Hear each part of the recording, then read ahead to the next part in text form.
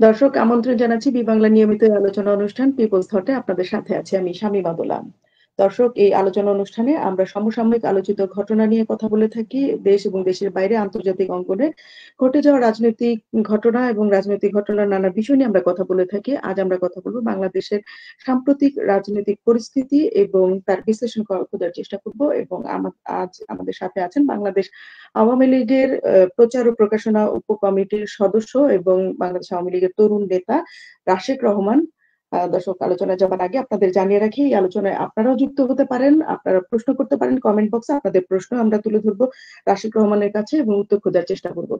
আহ চলুন শুরু করা যাক আলোচনা। রাশেক রহমান, স্বাগত আপনাকে।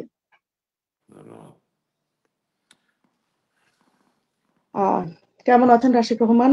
এটুকু জানতে চাই প্রথমে, আপনি কেমন আছেন, কোথায় আছেন এবং বাংলাদেশের সাম্প্রতিক যে রাজনৈতিক পরিস্থিতি সেটি নিয়ে আপনার রাজনৈতিক পরিস্থিতি এবং বাংলাদেশ আওয়ামী লীগের অবস্থা কি সেটি জানতে চাইবো।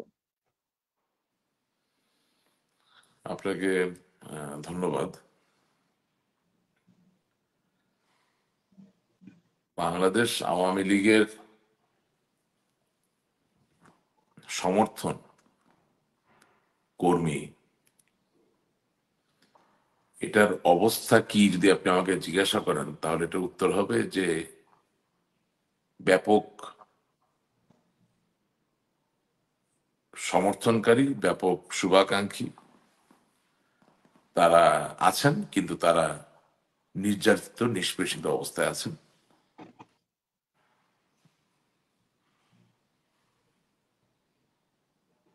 এটুকুই? গত 6 মাসে যতটুকু সংগঠিত হয়ে ওঠার কথা ছিল সেটা না হলেও সংগঠিত হওয়ার একটা অদম্য তাড়না বা ইচ্ছা আমাদের নেতাকর্মীদের ভিতরে পরিলক্ষিত হয় এবং অনেক ক্ষেত্রেই তারা দেশ মাতৃকা, বাংলাদেশ আওয়ামী লীগ, বঙ্গবন্ধুর প্রতি যে ভালোবাসা সেটাকে শত প্রতিকূলতার মাঝেও প্রকাশ ঘটানোর চেষ্টা করছে, প্রতিবাদ করছে। কিন্তু আমি মনে করি যে আমাদেরকে আরো কাজ করতে হবে। It is the beginning of the journey. এখানে সাহস হারানোর কিছু নাই, এখানে দুর্বল হয়ে যাওয়ারও কিছু নাই। কারণ সত্যিকার শক্তি আপনার মনে, আপনার হৃদয়ে। বাংলাদেশের জন্য যদি সঠিকভাবে আহ্বান জানানো যায়, আমি বিশ্বাস করি যে কোনো স্রোতকে সঠিক ধারায় প্রবাহিত করা সম্ভব।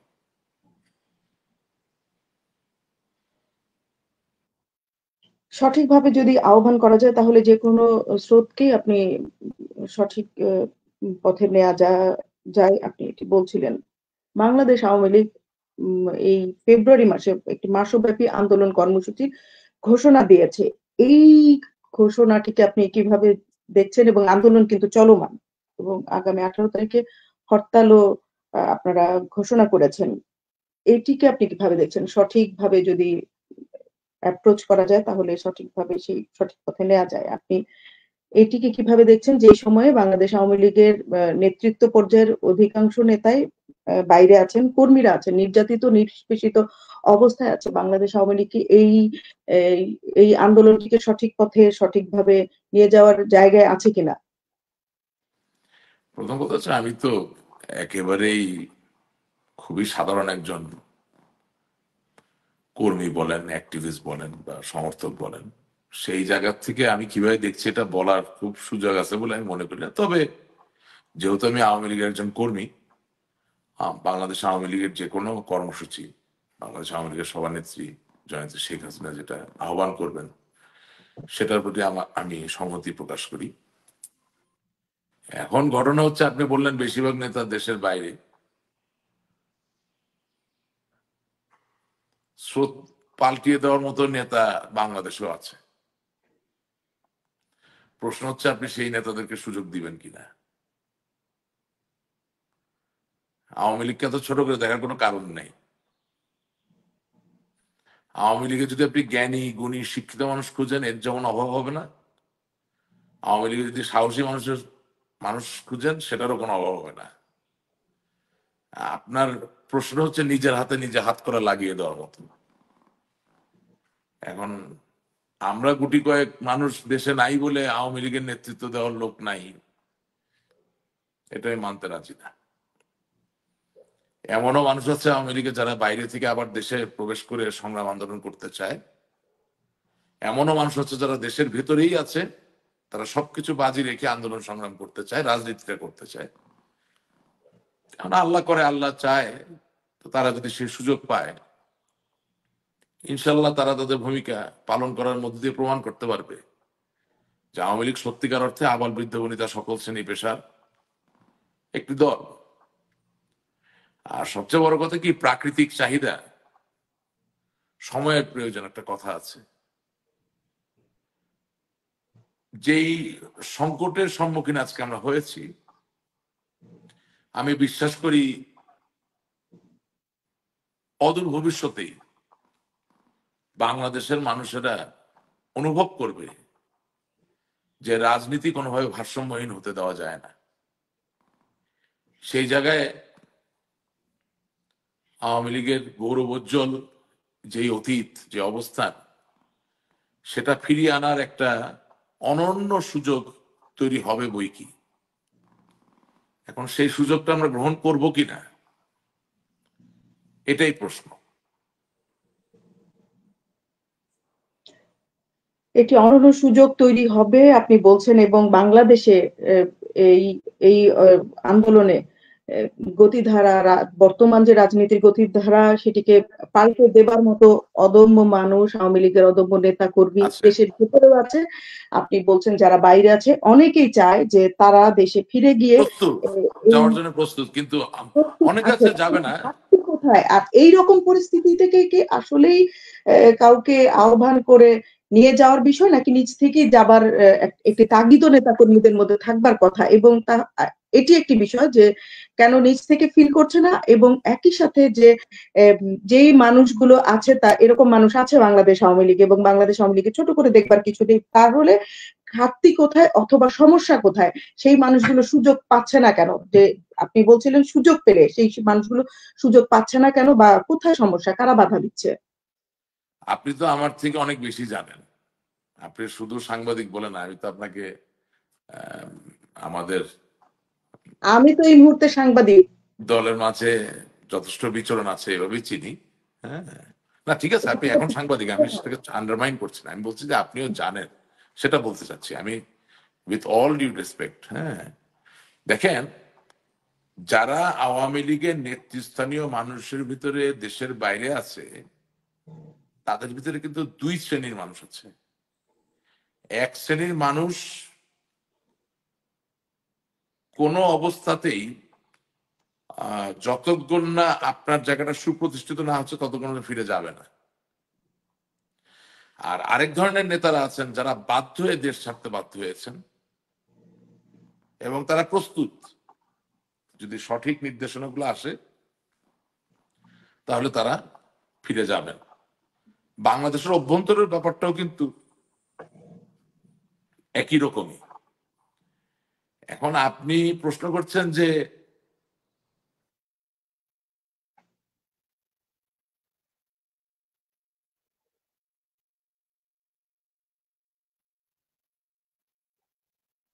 আহ রাশিদ রহমানের সংযোগটি কি বিচ্ছিন্ন হয়ে গেল মনে হয়? নেটওয়ার্কের কিছুটা সমস্যা, আমরা অপেক্ষা করছি।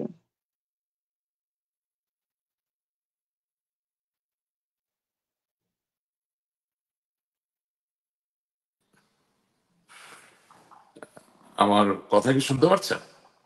কিছু সময়ের জন্য বিচ্ছিন্ন হয়ে গিয়েছিল আপনার লাইন। যে আপনি আপনি কতটুকু পর্যন্ত শুনেছিলেন? এই প্রস্তুত আছে বাংলাদেশ আওয়ামী লীগের মধ্যে যতক্ষণ পর্যন্ত সুপ্রতিষ্ঠিত না হচ্ছে, সেই মানুষগুলোর জন্য তারা ফিরে অনেকে যাবে না। যাবে না, সুযোগ সন্ধানী মানুষ, যারা যারা একেবারে সুবাতাস না বইলে কোন রকম ঝুঁকি আর নিতে যাবে না, দূর থেকে অনেক কিছু করবে। আর আরেকজনের মানুষ আছে প্রস্তুত ফিরে যাওয়ার জন্য। সেটা দেশের অভ্যন্তরে এরকম মানুষ আছে। এখন আপনি যদি আমাকে প্রশ্ন করেন যে কেন হচ্ছে না, আমার এই জায়গায় মানে বিনয়ের সাথে শুধু একটা কথাই হবে যে দেখেন, আওয়ামী লীগ একটা প্রাণ, আওয়ামী লীগ একটা সত্তা।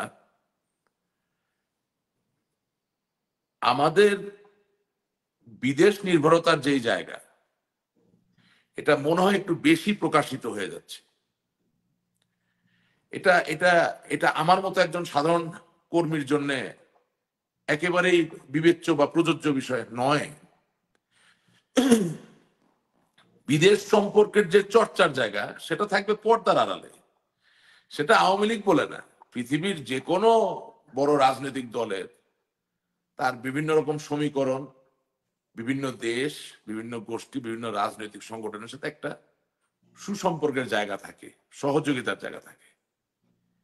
কিন্তু আমির রাশেদ রহমান কেন বিদেশ থেকে কি বললো কি বলবে এটা নিয়ে এত চিন্তিত হব? এটা তো আমার থেকে উপরে যিনি আছেন তিনি তার মতো করে এটা দেখবেন। আমাদের কাজটা হবে একেবারেই জনগণমুখী। টেকনাফ থেকে তেতুলিয়া যেই লোকটি বিভিন্ন সময় নিষ্পেষিত হচ্ছে, লাঞ্ছিত হচ্ছে, অন্যায়ের শিকার হচ্ছে, অথবা 5 আগস্টের আগে আমাদেরকে ভুল বুঝেছে, তাকে আস্থায় নিয়ে আসার জন্য বিদেশি নেতৃবৃন্দের আলাপচারিতা খুব বেশি সহযোগিতা করে বলে আমি মনে করি না। এবং আমি দায়িত্ব নিয়ে আপনাকে বলতে চাই যে আওয়ামী লীগের যে কোটি কোটি নেতা কর্মী বাংলাদেশে এখনো ছড়িয়ে ছিটিয়ে আছে, যদি তাদের প্রতি আমরা দৃষ্টি নিক্ষেপ করি এবং যদি সত্যি বিশ্বাস করি যে তারাই আমাদের শক্তি এবং বাংলাদেশের সাধারণ মানুষ আমাদের শক্তি, এবং এই বিদেশ নির্ভরতার জায়গাটা কিন্তু একটু আমরা সরিয়ে রাখতে পারি, অর্থাৎ আমি বাস্তবতার বাইরে আসতে চাই না, সবার সাথে সম্পর্ক রাখতে হবে, কিন্তু সেটা আমার কাজ না, সেটা আমাদের কাজ না, এটা যার কাজ তিনি তার মতো করে করবেন। কিন্তু আমার কাছে মনে হচ্ছে যে আমরা, ইংরেজিতে একটা শব্দ আছে কোভার্ট অ্যান্ড ওভার্ট। কোভার্ট হচ্ছে গোপন, ওভার্ট হচ্ছে প্রকাশ্য। আমার কাছে মনে হচ্ছে যে আমরা প্রত্যেকে খুব বেশি অতিমাত্রায় বিদেশ থেকে কি বললো, কি বলবে, কি হবে, সেটার সাথে আমরা আছি কি না আছি এর সম্পর্ক তৈরি করছেন। যদি আজকে কোনো পরাশক্তি আমারে না চায়, তাহলে কি আওয়ামী লীগ নাই হয়ে যাবে? এই দৈন্যদশা কেন হবে, এই ব্যাংক্রাপসি কেন? আমরা বঙ্গবন্ধুর কথা বলি, বঙ্গবন্ধু শেখ মুজিবুর রহমান যখন বাংলার মানুষের মুক্ত করার জন্য সংগ্রাম আন্দোলন করলেন, তখন পৃথিবীর কয়টা পরাশক্তি সরাসরি ভাবে ওনাকে সমর্থন করছিলেন? 71 সালের আগে তখনকার আওয়ামী লীগ কি নাই হয়ে গিয়েছিল? তখন কি 1966 সালের 6 দফার আন্দোলন কি ম্লান হয়ে গেছিল? অথবা 1969-এর যে গণ অভ্যুত্থান, সেটা কি স্মিত কোনো রূপ ধারণ করেছিল? তা তো নয়। তার মানে আপনার হৃদয়, আপনার মন একযোগে এক বিশ্বাসে কাজ করতে হবে যে আওয়ামী লীগের শক্তি বাংলাদেশের মানুষ। প্রবলেম হচ্ছে যে আমরা এই সংকটের মধ্যে দিয়ে যাচ্ছি, আমি যেমন শুভকামনা করি, আরো কোটি মানুষ শুভকামনা করে, কিন্তু আমাদের আপাত দৃষ্টিতে ফোকাসটা কেন জানি জনগণ থেকে অন্য জায়গায় চলে যাচ্ছে। অমুক অমুকের সাথে বৈঠক করবেন, অমুক অমুকের সাথে দেখা করবেন, অমুক অমুকের সাথে কথা বলবেন, অমুক অমুককে দায়িত্ব দিয়েছেন। আরে ভাই, দায়িত্ব না দিলে কি আওয়ামী লীগ থাকবে না নাকি? আপনি যাদের কথা বলতেছেন তাদের জন্মের আগে আওয়ামী লীগ ছিল না? আপনি যাদের উপর নির্ভর করতেছেন তার আগে আওয়ামী লীগ একটি শক্তিশালী দল হিসেবে প্রস্ফুটিত হয় নাই, উদ্ভাসিত হয় নাই? একটু যুক্ত করি এখানে, এই যে সম্প্রতি সেটি 13 ফেব্রুয়ারি হয়ে গেল ট্রাম্প মোদির বৈঠক, এবং এখানে আওয়ামী লীগের মধ্যে, আওয়ামী লীগ নেতাকর্মীদের মধ্যে অনেক বেশি আশা তৈরি হয়েছিল। তারা ভেবেছিলেন যে ট্রাম্প মোদির বৈঠকে অনেক কিছু আসবে, প্রকাশ্য আসবে। তো সেইখানে ট্রাম্প, তার কাছে তুলে ধরা হলো ডিপ স্টেটের ষড়যন্ত্রের কথা, তিনি ডিনাই করলেন বলা যায়। এবং এটির তিনি যে বললেন যে প্রধানমন্ত্রীকে তার প্রধানমন্ত্রীর উপরে ছেড়ে দিচ্ছি। এখন সেটি নিয়েও এক ধরনের বিতর্ক তৈরি হয়েছে। কেউ বলছেন যে এই প্রশ্নটির উত্তর প্রধানমন্ত্রী মোদির কাছে ছেড়ে দিয়েছেন, কেউ বলছেন বাংলাদেশের দায়িত্ব। সেই জায়গায় কি আসলে আওয়ামী লীগের এক ধরনের আওয়ামী লীগ নেতাকর্মীদের নির্ভরতা তৈরি হয়েছিল, হতাশা তৈরি হয়েছিল, যার কারণে আপনিও এই মুহূর্তে এই বিদেশ নির্ভরতার বিরুদ্ধেই বলছেন যে কর্মীদের আসলে সংগঠিত হতে হবে, আওয়ামী লীগকে সংগঠিত হতে হবে, দায়িত্ব নিতে হবে? এখানে কি হতাশা তৈরি হয়েছে? প্রত্যাশিত যে রকমের মন্তব্য আশা করেছিলেন বা আওয়ামী লীগ আশা করেছিল অথবা আওয়ামী লীগের নেতাকর্মীরা আশা করেছিল সেটি পাওয়া যায়নি, কি বলবেন? 13 ফেব্রুয়ারি তো নতুন ঘটনা। সমস্যা হয়ে গেল যে 5 আগস্টের পর থেকেই তো শুধু আমি যখনই সোশ্যাল মিডিয়া খুলি কিছু একটা আসছে বাইরে থেকে, এই দেখছি এটা তো ঠিক হচ্ছে না জিনিসটা।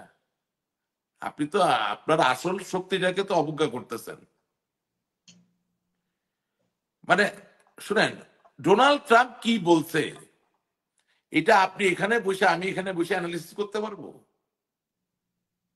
আপনি ডোনাল্ড ট্রাম্প নরেন্দ্র মোদীর সাথে বসার আগে ডোনাল্ড ট্রাম্পের যারা সভাসদ বর্গ তারা তাকে কি ব্রিফিং দিয়েছে বাংলাদেশ সম্বন্ধে এটা আপনি আমি জানি? It is rather A futile exercise. What I don't know and what I do not have access to, why would I even ponder upon that? Rather, I would think about something which I have control over, or rather, I should focus on my primary responsibility. 5 আগস্টের পর থেকে এই যে বিদেশ নির্ভরতা, যতটুকু আমরা টেবিলের উপরে এর পিছনে আমাদের এনার্জি ব্যয় করেছি, শক্তি ব্যয় করেছি, সেই শক্তি যদি নাটোরের রহিম, ঢাকার করিম, চট্টগ্রামের জব্বার কেমন আছে জানার জন্য ব্যয় করতাম, তাহলে এতদিনে এই বিদেশ নির্ভরতার প্রয়োজন আপনার আমার ছিল না, হতো না। বিদেশ নির্ভরতার বিষয়টি তো একেবারে কর্মী পর্যায় থেকে, একেবারে তৃণমূল কর্মী পর্যায় থেকে সেটা আমাদের দোষ, এটা কালেকটিভ দোষ। আমরা তো ন্যারেটিভ তৈরি করছি, আমি যদি দরকার বলি তো ছিল না। সাংবাদিক হিসেবে আমার কাছেও অনেক রকমের ফোন আসে, অনেকে জানতে চান যে আপনি আপনি আপনি স্বাধীন বাংলা বেতার কেন্দ্রের যে প্রচার 1971 সালে হয়েছিল সেগুলো অনেকটাই আর্কাইভে রয়ে গিয়েছিল। এখন এরা পুড়িয়ে ফেলেছে কিনা জানি না, অনেক কিছুই রয়ে গিয়েছিল। কোন ঘোষণা আপনি শুনেছেন যে আজকে অমুক দেশ বাংলাদেশের মুক্তিযোদ্ধাদের পক্ষে এত লক্ষ গুলি হস্তান্তর করলো, আসমান থেকে ফেললো, এরকম ঘোষণা পেয়েছেন? এখন আমাকে শেষ করতে দেন, আছে, তখন তো একেবারে আমাকে শেষ করতে দেন। কোথাও আপনি পেয়েছেন যে আজকে বাংলাদেশের মুক্তিযোদ্ধাদেরকে সহযোগিতা করার জন্য অমুক জায়গা থেকে এত টাকা আসলো? পাননি। অবশ্যই সহযোগিতা এসেছে বিভিন্ন জায়গা থেকে, বাট সেটা একজন মুক্তিযোদ্ধা, একজন প্রান্তিক পর্যায়ের স্বাধীনতার প্রেমী মানুষের জানার দরকার নাই বা তাকে জানানো হয়নি। কারণ সংগঠিত হতে হবে দেশ মাতৃকার জন্য, আসল লক্ষ্যটাকে সেট করতে হবে। আমাদের সমস্যা হয়ে যাচ্ছে যে চায়ের স্টলেও যদি আপনি পদার্থবিদ বানায় ফেলেন, রসায়নবিদ বানায় ফেলেন, চায়ের স্টলেও যদি একটা রকেট প্রস্তুতকারী মানুষ বানায় ফেলেন, তাহলে আপনার ভবিষ্যৎ ভালো না। We are dabbling with such things which are not within our periphery, neither within our control. We are losing the very character of being a multi-class party. এই দলে কৃষক আছে, এই দলে শ্রমিক আছে, এই দলে মজুর আছে, এই দলে চিকিৎসক আছে, বিজ্ঞানী আছে, ব্যবসায়ী আছে, আমলাও আছে, সাবেক। সবাইকে মিলিয়ে একটা ন্যারেটিভ তৈরি করতে হবে, যেই ন্যারেটিভটা আমাদের নিয়ন্ত্রণের মাঝে। আজকে ডোনাল্ড ট্রাম্প তো বাংলাদেশের ব্যাপারে নেতিবাচক কিছু বলেনি, কথা বলছি। যদি নেতিবাচক কিছু বলতো তাহলে কি আমাদের এই সংগ্রাম বন্ধ হয়ে যেত? তার মানে কি যে প্রয়োজনের অতিরিক্ত আমার নিজেকে এমন কোনো কিছুর সাথে সম্পর্ক স্থাপন করার দরকার নাই যেখানে আমার নিয়ন্ত্রণের বাইরের কোনো বার্তা আসলে আমি হতাশাগ্রস্ত হই বা নৈরাশ্যে পতিত হই। আমি আশা করি আপনি আমার কথাটা বুঝতে পারতেছেন। একদমই ঠিক। আপনার কাছ থেকে আপনি বলছিলেন যে দেশের ভেতরেও আছে এমন নেতৃত্ব আ আ স্রোতটাকে নিজেদের দিকে ফিরিয়ে আনতে পারবে এরকম, আবার দেশের বাইরেও আছে যারা একেবারেই প্রস্তুত। আমি একেবারে আপনার বিষয়টি জানতে চাই। কোন বাস্তবতায় আপনি দেশের বাইরে এসেছেন এবং এই যে আমার অনেকেই প্রস্তুত, আপনি কি প্রস্তুত যে ফিরে আচ্ছা, যাবার আমার আমার আমার বাস্তবতা শুনতে চান? এবং কেন? জি। আচ্ছা, আমার বাস্তবতা হচ্ছে যে আমি এখানে তারিখ বলবো না, হু, হু। মানে সঙ্গত কারণেই বলবো না, এটা আপনি বুঝবেন বলার পরে। 5ই আগস্ট সরকার পতনের অনেক আগেই আমার একটি মাত্র মেয়ে, একমাত্র মেয়ে, সে যে স্কুলে পড়তো, স্কুলটার নাম হচ্ছে অস্ট্রেলিয়ান ইন্টারন্যাশনাল স্কুল, সেই স্কুলের ছুটি, অর্থাৎ ওই ওদের যে জুলাই মাসের যে ছুটি হয়, সেই ছুটিতে আমি তাকে নিয়ে দুবাইয়ে যাই। এখন দুবাইয়ে যাওয়ার পরে ধরেন পৌঁছানোর 2 দিন কি 3 দিন পরে শুনলাম যে আমার দুটো বাড়ি আগুন দিয়ে পুড়িয়ে দেওয়া হয়েছে। তখনও কিন্তু 5ই আগস্ট হয়নি। আমি আপনাকে স্পেসিফিক ডেট সঙ্গত কারণে বলছেন, বুঝবেন কেন। সো কোনো মানুষের বাড়ি যদি পুড়িয়ে দেওয়া হয় এবং তখন আপনি ক্ষমতায় আছেন, তার মানে কি? তার মানে প্রাণের সংশয়। সেই অবস্থায় আমার পক্ষে ফিরে যাওয়া সম্ভব ছিল না, এবং আমার একটা বাচ্চা মেয়ে। So I did not have that option. আমি 5ই আগস্টের পরে পালাই নাই। আমি আমার মেয়ের ভেকেশনের জন্যই গিয়েছি। আজকাল একটা চল হয়ে গেছে, বাচ্চারা যারা স্কুলে পড়ে এবারে তারা বেড়াতে যেতে চায়, পৃথিবী দেখতে চায়। আগে তো আর তো মোবাইল টোবাইল ছিল না, তাদের চিন্তা ভাবনা সবকিছু ডিফারেন্ট হয়ে গেছে, এবং তাদেরকে বাইরে না গেলে তারা অনেক সময় রিভোল্টও করে। এটা যাদের টিনেজ বাচ্চা আছে তারা আমার কথাটার সাথে রিলেট করতে পারবে। এবং যেটা হলো, আমি দেখলাম যে আমার নামে এখন পর্যন্ত 1 ডজনের উপরে হত্যা মামলা, এবং সবই একই তারিখে। আমি একই তারিখে একই দিনে বাড্ডায় হত্যা করছি, একই তারিখে হত্যা করছি আপনার উত্তরায়, একই তারিখে আমি হত্যা করছি গাজীপুরে, একই তারিখে আমি হত্যা করছি বগুড়ায়, একই তারিখে আমি হত্যা করছি রংপুর কোতোয়ালিতে, একই তারিখে আমি রংপুর করছি হত্যা হত্যা করছি রংপুরের আরেক থানার অধীনে। অর্থাৎ ওই দিন ঐশ্বরিক ক্ষমতা প্রাপ্ত রাশেক রহমান ঢাকা থেকে রংপুর পর্যন্ত নির্বিচারে হত্যা করে বেড়াচ্ছেন। আইদার তাকে রকেটে যেয়ে হত্যা করতে হচ্ছে অথবা হেলিকপ্টারে ঘুরে ঘুরে হত্যা করতে হচ্ছে। এই যখন পরিস্থিতি, এবং আরেকটা জিনিস খেয়াল করলাম, আইনের সম্মুখীন হয় দোষের কিছু নাই, এবং আমি আইনের সম্মুখীন হতে প্রস্তুত আছি। আমি মনে করি যুক্তি, তথ্য এবং আমার আইন সমেত যেই নিজেকে আত্মপক্ষ সমর্থনের যে জায়গা, তাতে করে এই মামলায় ভয় পাওয়ার কোনো কারণ নেই।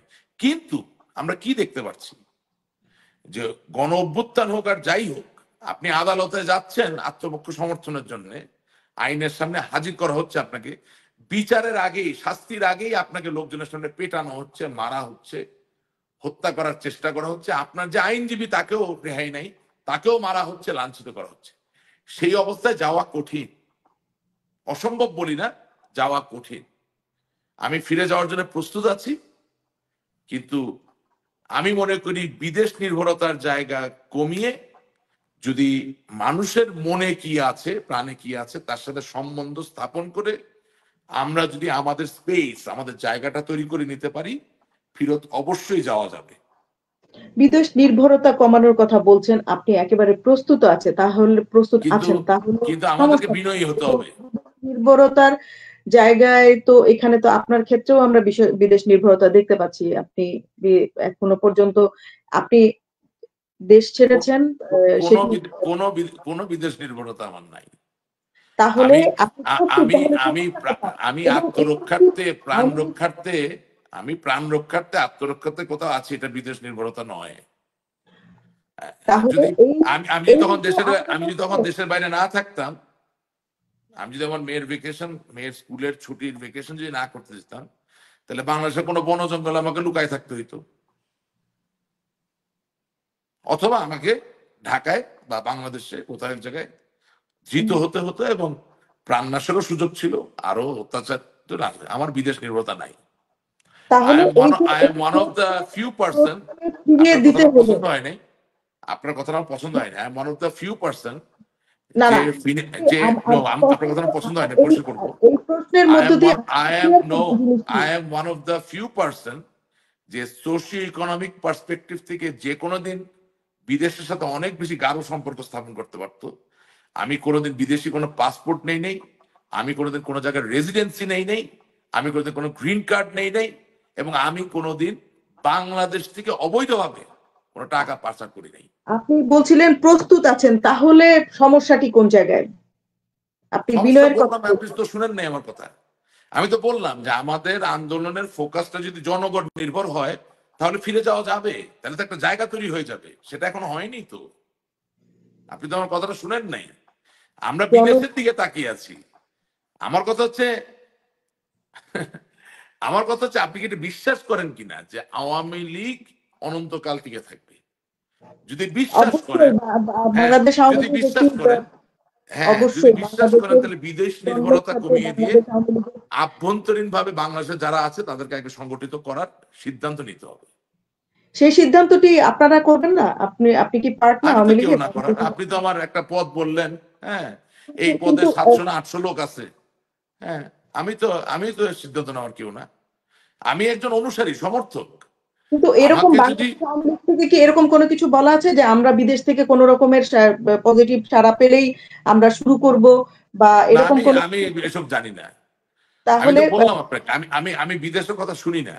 বিদেশে এই কি পেলে কি এই হবে? যে বিদেশ নির্ভরতা, এটি তো মনে হয় যে ও, সামাজিক আপনি আপনি আপনি কথাটা বুঝতে পারতেছেন না আমি কি বলতেছি। আপনি কিন্তু একজন আপনি কিন্তু আওয়ামী লীগের একজন পলিসি মেকারকে আমন্ত্রণ জানান নাই। আমি কিন্তু আওয়ামী লীগের নীতি নির্ধারক না, আমি আওয়ামী লীগের মালিকও না। আমার বঙ্গবন্ধুকে ভালো লাগে। আমার বাবা মা ছোটবেলা থেকে আমাকে বঙ্গবন্ধু শিখিয়েছেন। আমার জায়গা পরিষ্কার ভাই, একদম সোজা কথা। এবং আমার বৃত্তি, আমার আয় রোজগার কোনো কিছুই আওয়ামী লীগ বা নৌকার উপরে নির্ভরশীল না। একেবারেই হৃদয়ের অন্তঃস্থল থেকে ভালোবাসা, দেশের প্রতি ভালোবাসা, দেশের ইতিহাসটা, গৌরবোজ্জ্বল ইতিহাসের প্রতি ভালোবাসা, বঙ্গবন্ধুর তেজোদ্দীপ্ত উপস্থিতি এই দেশের প্রত্যেকটা প্রান্তরে, সেই ভালোবাসার জায়গা থেকে আমি দলটা করি। আপনি একজন খুব শক্ত কঠিন সমর্থককে আমন্ত্রণ জানিয়েছেন। এখন আপনি যে আমাকে জিজ্ঞাসা করেন, আমরা কর্মী নো, সমর্থক, জি।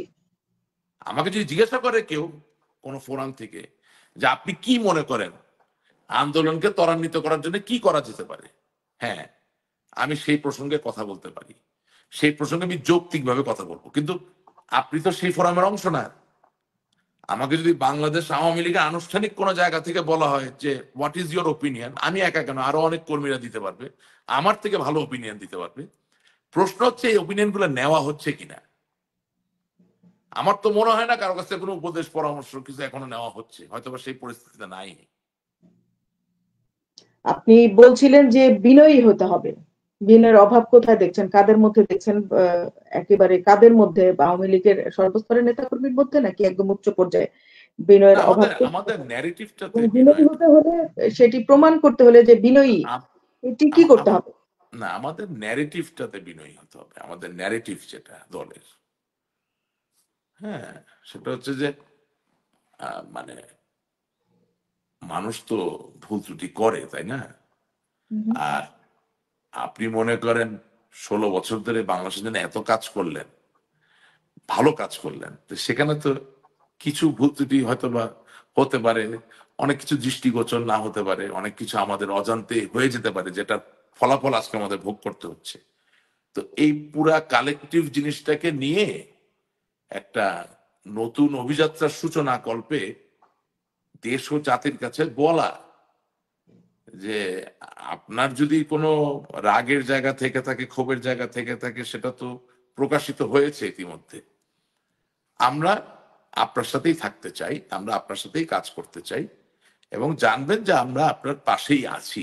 হ্যাঁ, এভাবে নিজেকে প্লেসমেন্ট করার মধ্য দিয়ে আমি মনে করি আমরা শক্তিশালী হব, দুর্বল হব না। অর্থাৎ এই 16 বছরের রাষ্ট্র পরিচালনার ক্ষেত্রে কোনো ভুল ত্রুটি থাকলে সেটি জনগণের কাছে সে বিনয়ী হয়ে ক্ষমা চাইতে হবে। হ্যাঁ, কেন জনগণ কি মনে করেন জনগণ কি বাংলাদেশের পুরো সময়টা দেখে নাই? জনগণ কি এটা বোঝে না যে আমার যদি ভুল হয়, আমার আগে যারা ছিল তাদেরও ভুল হয়েছিল বা ভুল হতে পারে, আগামী দিনে যারা আসবে তাদেরও ভুল হবে। জনগণ তো আচ্ছা, বোঝে এটা, জনগণ বোঝে। It's not that they don't understand this. Okay, প্রসঙ্গক্রমেই আমি এটি আনতে চাই যে হ্যাঁ, বিনয়ী হতে হবে।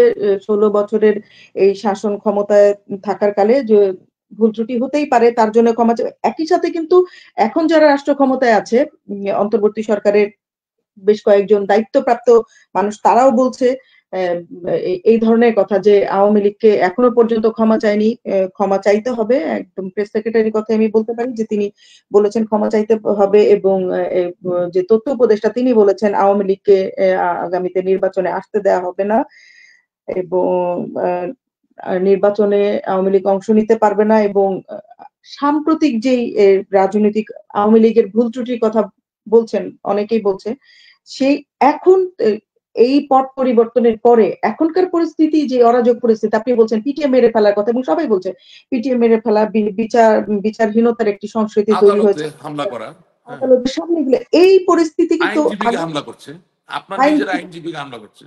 এবং একটি অরাজক অবস্থা। এই 15 বছরের শাসন ক্ষমতার ভুল ত্রুটিগুলোর পরে এখন জনগণ যেটি হলো যে জ্বলন্ত উনুন থেকে একেবারে কড়াইয়ে পড়েছে, এরকম টাইপের একটি না, না, অবস্থা তৈরি হয়েছে। আপনি কি বলবেন এই জায়গায়? না, না, না, একটু শোনেন না। এটা এটা ইটস নট লাইক দ্যাট। এই অন্তর্বর্তীকালীন সরকারের উপদেষ্টা বা প্রেস সচিব কি বললেন, আমি তো সেই আঙ্গিকে কথা বলিনি। we না, তারাও we বলছেন, are a এবং no, we are a political party এবং our leaders, they are beholders of unique political souls. আমাদের প্রত্যেক নেতার ভিতরে একটা রাজনৈতিক সত্তা কাজ করে। হুম, এখন সুপ্রিম যে কাউন্সিল, সেখান থেকে কোন ভাষায় কিভাবে আপনি বিনয়ের সাথে আপনার অবস্থানটা প্রকাশ করবেন, সেই ভাষার সাথে এই কি তত্ত্বাবধায়ক নাকি অন্তর্বর্তীকালীন সরকারের যারা আছেন তাদের ভাষার মিল হবে, সেটা তো কেউ বলছে না। আওয়ামী লীগের অবস্থান স্বতন্ত্র। আমি আপনাকে আগেও বলছি যে কোন নেতা আছেন না আছেন, কোন দেশ আছেন কোন দেশ নাই, কে আমার সাথে কে আমার সাথে না, কে কি চায়, ওতে আওয়ামী লীগ চলবে, চলমান একটা প্রবাহ ধারা। হ্যাঁ, তো সেই জায়গা থেকে আপনি বিনয়ের সাথে কিভাবে নিজেকে আবার নতুন করে জনগণের পাশে দাঁড়া করাবেন, সেটার একটা অনন্য ভাষা থাকবে। সেটা এই অনুষ্ঠানে আলাপ করে প্রকাশ ঘটানো সম্ভব নয়, কারণ এটা তো একার কোনো সিদ্ধান্ত হতে পারে না। এটা সামষ্টিক একটা জায়গা, সামষ্টিক একটা আলাপচারিতার প্রয়োজন আছে, এবং একেবারেই প্রাসঙ্গিক যারা নীতি নির্ধারক তাদেরকে নিয়েই হতে হবে। হ্যাঁ, তারা তৃণমূল থেকে তাদের সিগন্যাল গুলা নিতে পারে, বার্তাগুলো নিতে পারে, সংকেত গুলো নিতে পারে, কিন্তু একটা ফোরাম, একটা কাউন্সিলে এই আলাপটা হতে হবে। ঠিক আছে না? এটা গেল এক। 2 নাম্বার হচ্ছে, আমি তো এর আগে আমার বিভিন্ন টক শোতে বলেছি যে দেখেন, আমাদের দেশের গত 15 বছর বাংলাদেশে আমি যখন সরকারের ক্ষমতায় যখন জড়িত শেখ হাসিনা, বাংলাদেশ আওয়ামী লীগের সভানেত্রী এবং বাংলাদেশের মাননীয় প্রধানমন্ত্রী, তখন যুদ্ধাপরাধীদের বিচার হয়েছে, এবং সেখানে জামাত ইসলামের অনেক শীর্ষ নেতারাও তো বিচারের সম্মুখীন হয়েছেন। কিন্তু আমি কোনোদিন দেখি নাই, কেউ একটা ভিডিও দেখাতে পারবে না যে আদালত চত্বরে তাকে হামলা করা হচ্ছে বা তার আইনজীবীকে হামলা করা হচ্ছে। বা আমি আমার বিএনপি দলের ভাই যারা আছেন তাদের উদ্দেশ্য বলতে চাই যে তাদের নামেও শত শত মামলা হয়েছে, সেই মামলার নৈতিকতা নিয়ে ওনারা প্রশ্ন তুলতে পারেন, কিন্তু এই মামলার মুখোমুখি হতে গিয়ে তাদের আইনজীবী লাঞ্ছনা বা শারীরিক আক্রমণের শিকার হয়েছেন, বা তারা নিজেরা শারীরিক আক্রমণের শিকার হয়েছেন বলে আমার জানা নেই। কোনো ভিডিও চিত্র আপনি দেখাতে পারবেন না একজন সংবাদ মাধ্যম কর্মী হিসেবে। অবশ্যই সেরকম সুতরাং কোনো ঘটনা ঘটেনি। সুতরাং সরকার যেই রূপেই আসুক, সরকারের পিছনে নৈতিকতা থাকুক বা না থাকুক, সরকার সাংবিধানিক ভাবে সিদ্ধ হোক বা না হোক, যদি সে তার নিজের সরকার বলে দাবি করে, তাহলে বিচারের জায়গাটায় যিনি বিচার প্রার্থনা করবেন তাকে অবশ্যই সুরক্ষা প্রদান করতে হবে। সেই জায়গাটা সরকার ব্যর্থ হয়েছে কিনা আপনি কি মনে করেন? এতক্ষণ ধরে কি বললাম, না, ব্যর্থ একেবারে তো ক্লিয়ার হয়েছে। করে ব্যর্থ হয়েছে। হ্যাঁ, আচ্ছা, দলের মধ্যে যে আপনার দলের মধ্যে যে দুর্নীতিবাজদের কথা উঠছে এবং অর্থ পাচারের এবং প্রতিদিনই নানা রকমের খবর আসছে, এই দুর্নীতিবাজদের বিষয়ে আসলে কি করণীয়? নতুন ভাবে যখন আওয়ামী লীগ আসবে, তাদের নিয়েই কি আসবে কিনা সেই বিষয় সেটি নিয়ে আপনার মন্তব্য। দুর্নীতিবাজদের দায়িত্ব দুদকের, দুর্নীতি দমন কমিশনের। কিন্তু দলের মধ্যে দায়িত্ব নিবে না, তার দলের কর্মী মধ্যে কর্মকাণ্ড। দলের নাম ব্যবহার করে যারা দুর্নীতি করেছেন, অনিয়ম করেছেন, দুঃশাসন প্রতিষ্ঠিত করেছেন, দলের নেতা কর্মীদেরকে লাঞ্ছিত করেছেন, নির্যাতিত করেছেন, নিষ্পেষিত করেছেন, অবশ্যই তাদের বিরুদ্ধে ব্যবস্থা নেওয়া উচিত। বিভিন্ন ঠিক। নির্বাচনের নাম করে যারা টাকা পয়সা নিয়েছেন প্রার্থীদের কাছ থেকে, হাজার হাজার কোটি টাকা নিয়েছেন, অবশ্যই তাদের বিরুদ্ধে ব্যবস্থা নেওয়া উচিত। কারণ তাদেরকে রেখে তো আপনি কোনো আন্দোলন জমাতে পারবেন না। আপনার তো, আপনি যে যত যা কিছুই বলে, অনেকে বলতেছে যে হ্যাঁ ভাই, যা হয়েছে হয়েছে, আসলে আমরা সব এক হয়ে যাই। হ্যাঁ নিশ্চয়ই, এটা আমরা তো বলতেছি এক হওয়ার জন্য, কিন্তু মানুষের মনের ভিতরের কথাও তো আমরা কিছু পাই। হুম, হুম। মানুষের মনের ভিতরের কথাও আমরা কিছু পাই। আন্তরিকতার একটা ব্যাপার আছে, নিষ্ঠার একটা ব্যাপার আছে। তো মন থেকে হাজারো ভালোবাসা থাকলেও দেখা যাচ্ছে যে যখন সে আন্দোলনে নামতে যাচ্ছে, তার স্ত্রী বলতেছে যে তুমি তো জমি বিক্রি করে অমুক নেতাকে টাকা দিয়ে আসছিলে, আবার তুমি যাচ্ছ কেন? আপনাকে পারিপার্শ্বিকতাকে একেবারে ফেলে দিলে চলবে না। অনেক বাবাকে তার ছেলে হাত ধরে টেনে ধরছে যে আপনি তো করছেন, 15 বছর আওয়ামী লীগ ক্ষমতায় ছিল, কিন্তু আপনার মনে হইলো যে আপনি বোধহয় জামাত বা বিএনপি এমন ভাবে আপনাকে অত্যাচার করছে মামলা টামলা দিয়ে। হ্যাঁ, তা আপনি নামবেন কেন? আপনি একটা স্কুলের একটা সভাপতি ছিলেন, সেটার থেকে আপনাকে জোর করে টেনে নামাইছে, তা আপনি নামবেন কেন? হ্যাঁ, আপনি জাতীয় বিশ্ববিদ্যালয়ের অধীনে কোন একটা কলেজের সভাপতি ছিলেন, আপনাকে দেখা গেছে মানে দলের ভিতরে অন্তর কোন্দলের জন্য আপনাকে বেইজ্জত করে লোকজনের সামনে দিয়ে নামাচ্ছে, তা আপনি যাবেন কেন? এগুলো কিছু বাস্তবতা, এগুলো আপনি ফেলে দিতে পারবেন না। হ্যাঁ, এগুলো আপনাকে অবশ্যই অ্যাড্রেস করে আসতে হবে। এখন আপনি যদি মনে করেন যে না, বিদেশি শক্তি আপনারা এসে কোলে নিয়ে বসাই দিবে, তাহলে কিছু বলার নাই। হ্যাঁ, এবং আম, কতগুলো ক্ষত আছে, ক্ষতের গভীরতা থাকে, বুঝছেন? পৃথিবীর সব ক্ষত কিন্তু একরকম না। এখন একটা লোক চিরকাল একটা গ্রামে সে তার পরিবারকে নিয়ে মানুষের সেবা করার চেষ্টা করত, সে এক ফরম্যাটে আসছে। এখন তারা আপনি হঠাৎ করে একটা রাজনৈতিক মার্কা দিয়ে তাকে পিছনের সারিতে ফেলে দিলেন। এটা আপনি এখন ঠিক করতে পারবেন না, কিন্তু আপনাকে বলতে হবে যে ভবিষ্যতে এই ধরনের ঘটনা ঘটবে না। এই আশ্বস্তিকরণের জায়গাটা তৈরি না হলে সমস্যা। এবং মানে আপনি মনে করেন দিনের শেষে শিক্ষা, জ্ঞান, মেধা এর কোনো বিকল্প নাই। আমাকে অনেকে গালিগালাজ করে, আমি দেখেছি আওয়ামী লীগেরও কিছু লোক গালিগালাজ করে, জামাত বিএনপির লোকরা গালি, তখন আমার মনে হয় যে আমি ঠিক কথাই বলতেছি। কারণ দুই দিকের লোক যখন একসাথে গালিগালাজ করে, তার মানে I am speaking the truth. কারা গালিগালাজ করে? যাদের ভেস্টেড ইন্টারেস্ট আছে, যারা আওয়ামী লীগের নিষ্পেষিত নেতা কর্মীদের কাছ থেকে টাকা পয়সা দুর্নীতি করেছে। এখন আমাকে অনেকে লেখে, আগে বলেন নাই ভাই, আগে তো বলতে পারিনি, আপনিও বলতে পারেন না, আমিও বলতে পারিনি, এখন বলতে পারি, বলবো, বলতে হবে। কিন্তু এর মানে এই না যে আমি আওয়ামী লীগ বা আমার নেত্রী তার সাথে কম্প্রোমাইজ করছি। বাংলাদেশ আওয়ামী লীগের নেতা শেখ হাসিনা, এবং বাংলাদেশের মানুষকে মুক্ত করার অন্যতম বজরা বলেন, নৌকা বলেন, বাহন বলেন আওয়ামী লীগ। কিন্তু যারা মনে করছেন যে নৌকাটা কাঠের নৌকা, নো, এটা লক্ষ কোটি প্রাণের সামষ্টিক একটি সত্তা, সেটা হচ্ছে নৌকা। আপনি মনে করেন এটিকে বেঁচে থাকার জন্য না সার্ভাইভালের জন্য আমরা জানি না, কিন্তু আমরা আমাদের নৌকার যে এক্সক্লুসিভিটি, ইংরেজিতে বলে এক্সক্লুসিভ, অর্থাৎ মানে আধুনিক বিশ্বে তো এক স্বামীর এক স্ত্রী থাকে, অনেকের বেশিও থাকে, কিন্তু ওটা খুব একটা প্রশংসনীয় ব্যাপার নয়। আধুনিক বিশ্বে এক স্ত্রীর এক স্বামী থাকে। তো কথা হচ্ছে যে নৌকার বাহক একজনকে তো হতে হবে। আওয়ামী লীগের প্রতিনিধিত্বকারী বিভিন্ন পর্যায়ে যখন পরীক্ষার ব্যাপার আসবে, অর্থাৎ নির্বাচনগুলোর ব্যাপার আসবে, তখন তো একজন করেই নির্বাচন করবেন, নাকি 2 জন 5 জন 4 জন করে করবেন? তো এগুলো আমরা ভুল করছি। হ্যাঁ, আর ধরেন ধরেন আপনার বাড়ি, আপনার দেশের বাড়ি ধরেন নোয়াখালী। এখন নোয়াখালী থেকে আমি রংপুর থেকে একজন লোককে এনে আমি দিয়ে দিলাম, আসো নির্বাচন করো। পারেন, আপনার শক্তি আছে, আপনি ইলেকশনে দাঁড়া করিয়ে দিতে পারেন, কিন্তু মানুষের মন কি আপনি জয় করতে পারবেন? ওখানে তো একটা নীরব বিপ্লব, নীরব বিদ্রোহ হয়ে যাবে, এবং এটা হয়েছে অনেক জায়গায়। আপনি নির্বাচনে প্রার্থী দেওয়ার কথা বলছিলেন। আপনার আসনে 2024 আপনি নির্বাচন করেছেন, সেখানে আপনি বিজয়ী হতে পারেননি।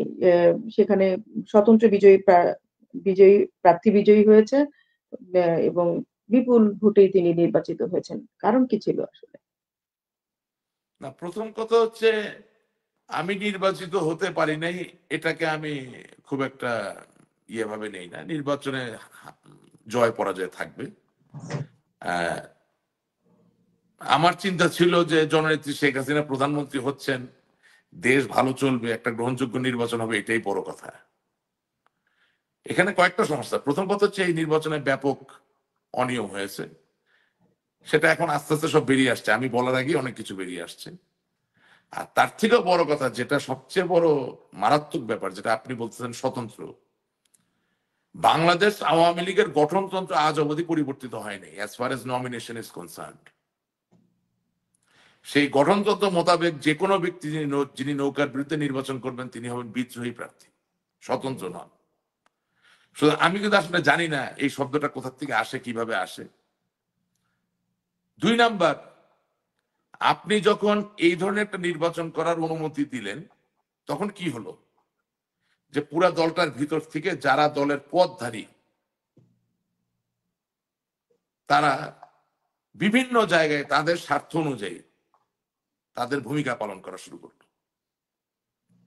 এখন ধরেন আমি নৌকার প্রার্থী, আমার নির্বাচনে বাংলাদেশ আওয়ামী লীগের রংপুরের দায়িত্বপ্রাপ্ত সাংগঠনিক সম্পাদক একদিনের জন্য আমার ক্যাম্পেইন করতে যায়নি। সিগন্যালটা কি, বার্তাটা কি? আমি জানি ঢাকা থেকে অনেক কেন্দ্রীয় নেতারা বিভিন্ন প্রলোভনে প্রলুব্ধ হয়ে আমার বিরুদ্ধে বিভিন্ন জায়গায়, এসপি ডিসি বিভিন্ন জায়গায় ফোন করেছেন। আই ক্যান প্রুভ ইট। এটা মানে কি? তার মানে আপনি নিজের সাথে নিজের লাগাই দিচ্ছেন। সেখানে নির্বাচনে জয়ী হইলেন না পরাজিত হইলেন, এর চিন্তা করার দরকারই নেই। সেটার ফলাফল আজকে আমরা পেয়েছি। 2024 সালের 7ই জানুয়ারি নির্বাচন যদি আন্তর্জাতিক মহলে গ্রহণযোগ্য হতো, আমি মনে করি এই 5ই আগস্ট করা সম্ভব হতো না। দুটি ঘটনা, একটি হচ্ছে আমাদের দল বিভক্ত ছিল, ঐক্যের অভাব ছিল। 2, 7ই জানুয়ারি নির্বাচন আমরা পারতাম গ্রহণযোগ্য করতে, কিন্তু সেটা হয় নাই শেষ পর্যন্ত। যার দরুন এই 2 কারণ মিলিয়ে এটা সুদূর প্রসারী ফলাফল হিসেবে 5ই আগস্টে গিয়ে আপনি আর নাই।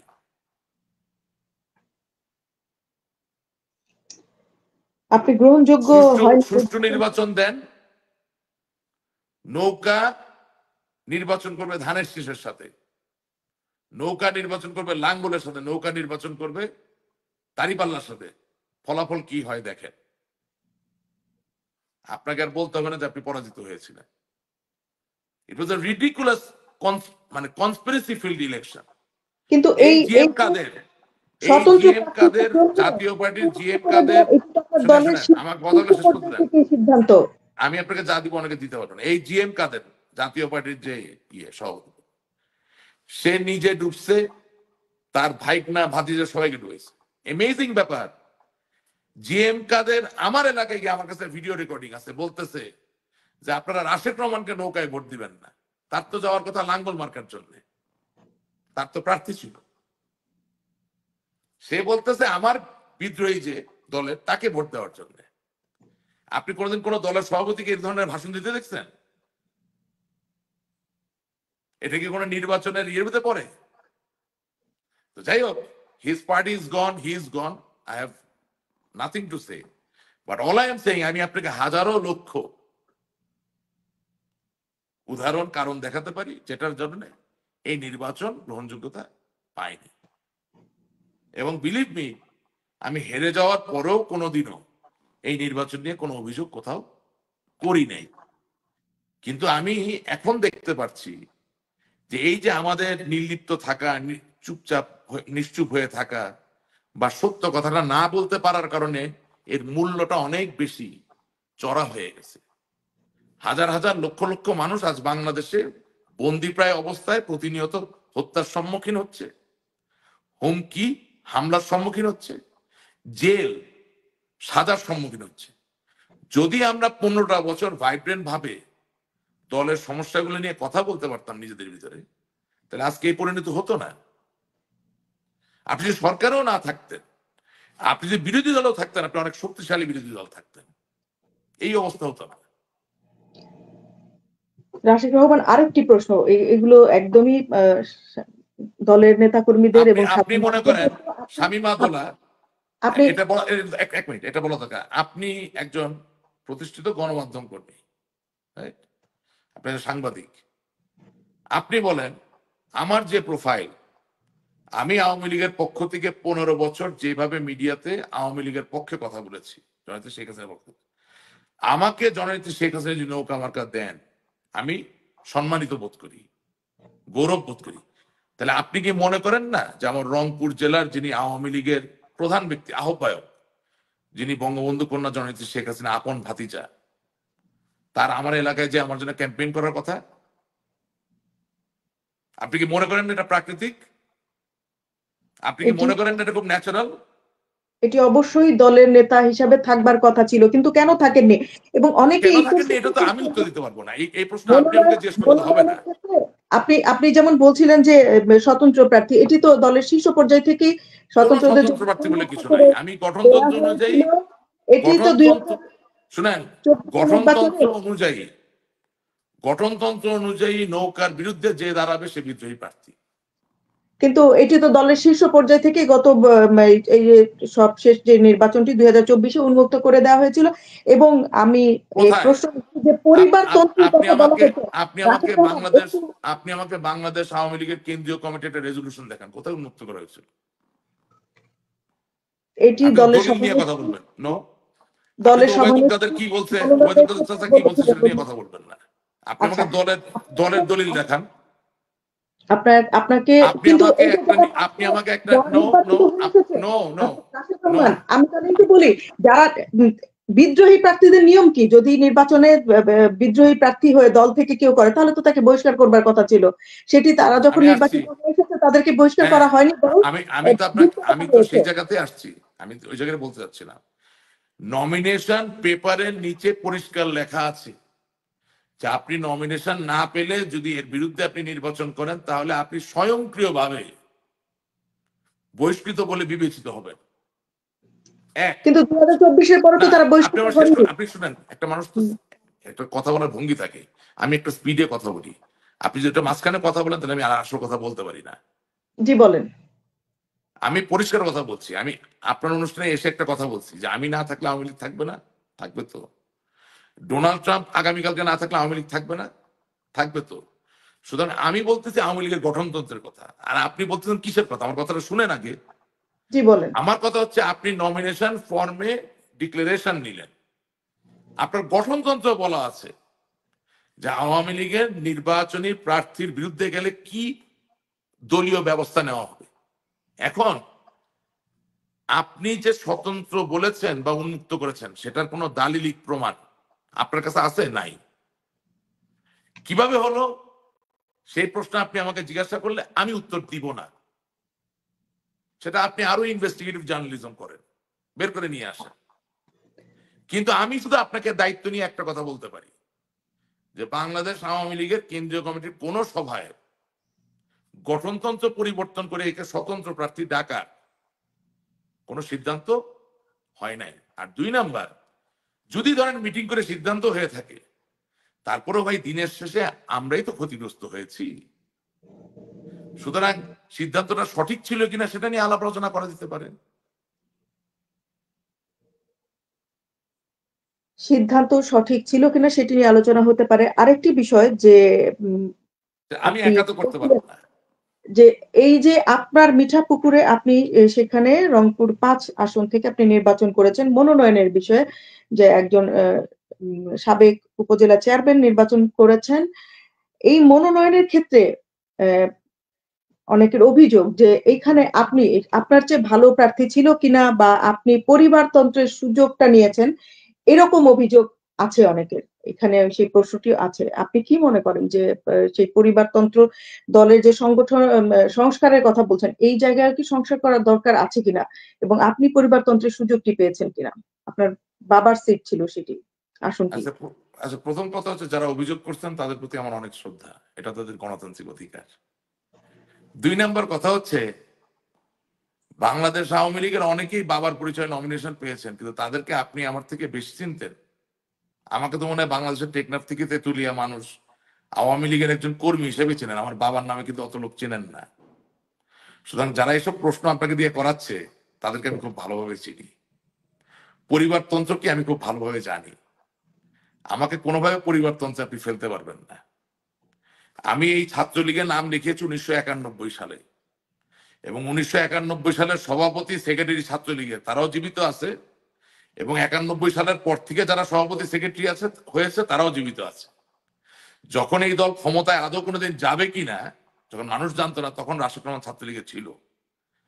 আপনার ওই যে সুজিত রায় নন্দীর কথা বললাম, সাংগঠনিক সম্পাদক, কথা বলা উচিত না, আমি বলতেছি, সে কেন্দ্রীয় নেতা, তার ছেলে শেখ হাসিনার পদত্যাগ চাইছে, বিচার চাইছে, বৈষম্য বিরোধী আন্দোলনে ঐক্য প্রকাশ করছে। অনেক কেন্দ্রীয় নেতা আছে যাদের ছেলে মেয়ে জীবনে ছাত্রলীগ করে নাই এবং এই আন্দোলনের বিরুদ্ধে ছিল। এই আন্দোলনে অনেক নেতাকে না না, আমি বলি, সুতরাং এরশাদ বিরোধী আন্দোলনের যারা প্রথিতযশা ছাত্র নেতা, প্রত্যেককে অনুষ্ঠানে এনে জিজ্ঞেস করেন রাশেদ রহমানকে কত বছর ধরে চিনে এবং কত বয়স, কোন বয়স থেকে চিনে, এবং কোন বয়স থেকে আমরা সক্রিয়ভাবে ছাত্রলীগ করি। শিওর, আমি তো গর্বিত আমার বাবাকে নিয়ে, অবশ্যই এটা তো আমার একটা শক্তি।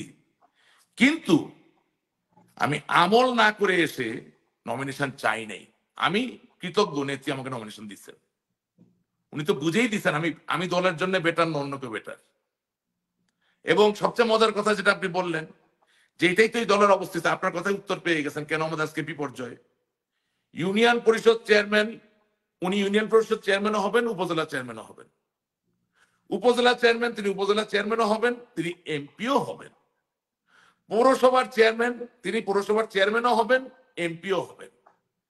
যখন এই ধারা আপনি চালু করে দেন তখন আপাত দৃষ্টিতে খুব ভালো লাগে, কারণ সবাই তো তেল মারছে, কিন্তু এর বাস্তবতা হচ্ছে ব্যাপক শৃঙ্খলায় বিপর্যয় হয়।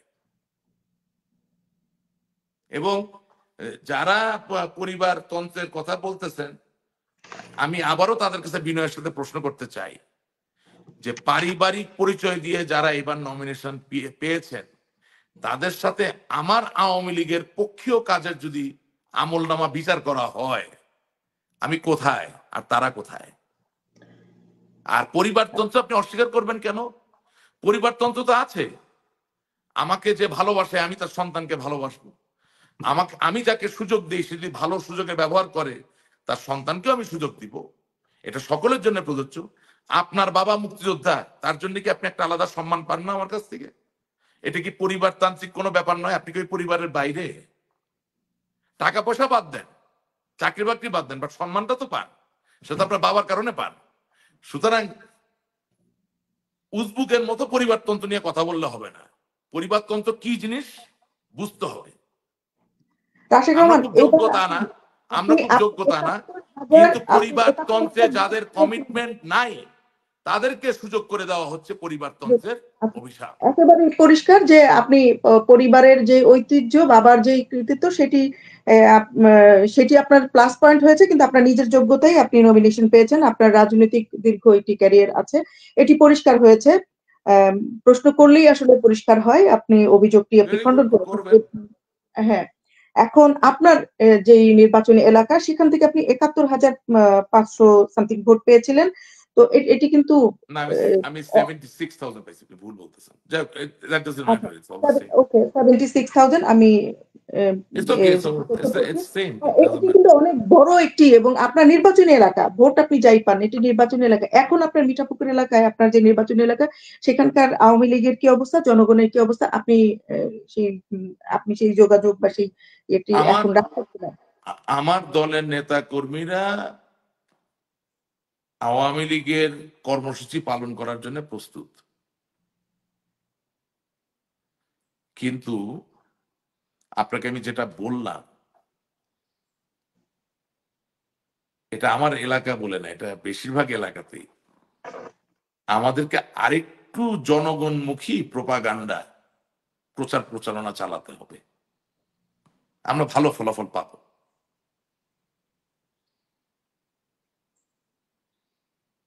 আচ্ছা, আপনার কাছে এই মুহূর্তে মনোনয়ন নিয়ে কথা বলছিলেন, ইউনিয়ন পরিষদে বা উপজেলা পরিষদে যে তিনি এমপিও হতে চান, এই মনোনয়ন বিষয়টি নিয়ে যেহেতু উঠেছে প্রশ্ন, আপনি আরেকটি টক শোতে বলেছেন যে ৩২ নাম্বার ভাঙা হলো, কিন্তু ৩২ নাম্বারে ধানমন্ডিতে যিনি সংসদ সদস্য, সেই জায়গায় আপনার কথা থেকে উঠে এসেছে যে মনোনয়নটি সঠিক হয়নি, এবং ধানমন্ডি এবং গোপালগঞ্জের যে মনোনয়ন আর আমি কি বলবো, ভুরুঙ্গামারি বা অন্য কোনো একটি জায়গার মনোনয়ন এক হবে না, এই জায়গাটিতেও এই মনোনয়ন আপনি প্রশ্ন মানে তুলেছেন।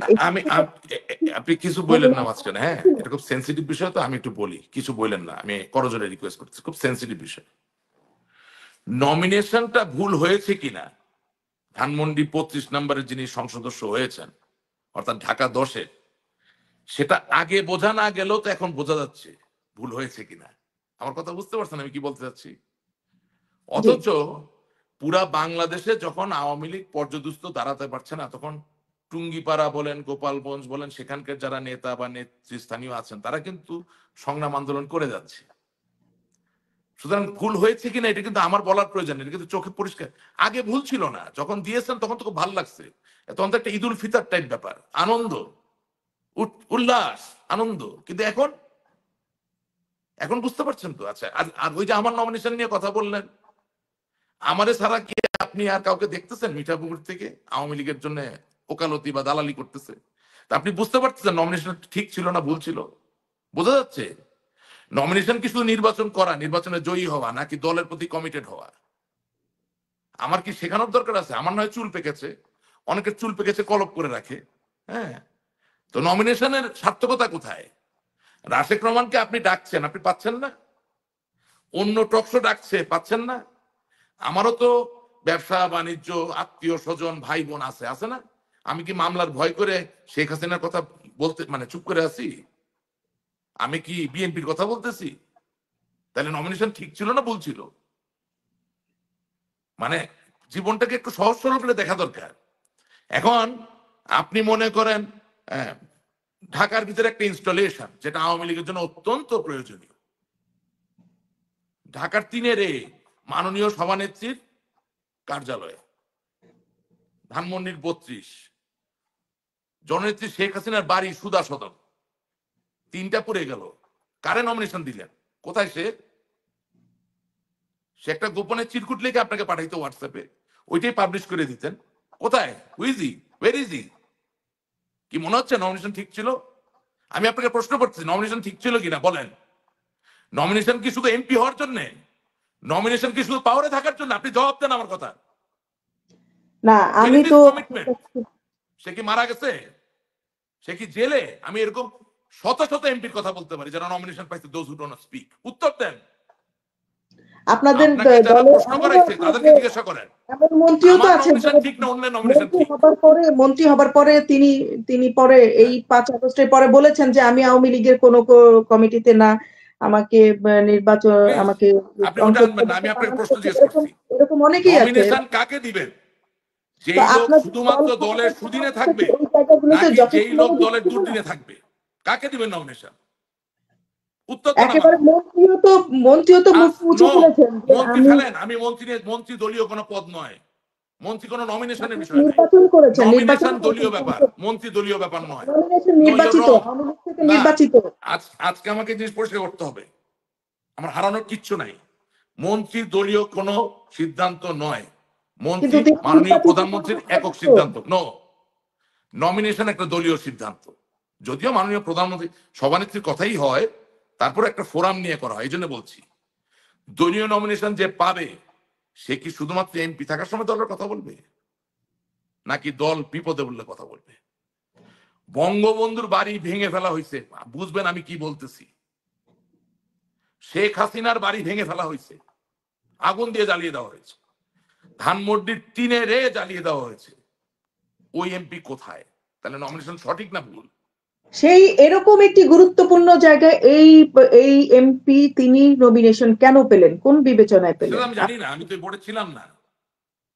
এবং আমি আপনাকে বলতে চাচ্ছি, আমি নমিনেশন পেয়েছি নৌকার।